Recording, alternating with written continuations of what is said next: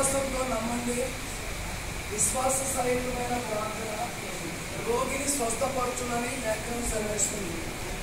మనం నమ్మితే దేవుని మహిమను చూస్తాం. అందుకని విశ్వాసంతో ఉండండి. యేసుక్రీస్తు ప్రభువు కూడా ఆయా స్థలాలకు వెళ్ళినప్పుడు నేను చేస్తున్న నీ కార్యము నమ్ముచున్నావా అని అడిగాడు. నీకు విశ్వాసం ఉందా అని అడిగాడు. అడిగినప్పుడు వెంటనే విశ్వాసం ఉంది అన్నప్పుడు కార్యాలు చేస్తాను. అలా ప్రార్థించాను. మహాపరిశుద్ధమైన ప్రేమ కలిగింది, కృప కలిగిన మా యేసయ్య మీకు వందనాలు. ఈ వార్తల్లో ప్రజలందరూ బట్టి స్తోత్రాలు చెల్లిస్తున్నాను. అయ్యా, నానా విధమైన రోగముల చేత పీడించబడిన వారి మధ్యలో సంచరించి ప్రభా ప్రతి ఒక్కరిని ముట్టి స్వస్థపరిచిన గొప్ప దేవుడు.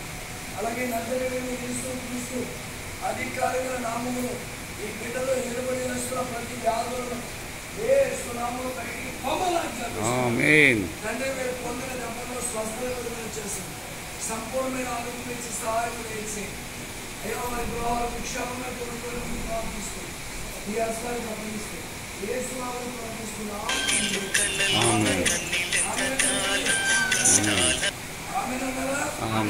ఆమె అంటే మీకు వర్తిస్తుంది.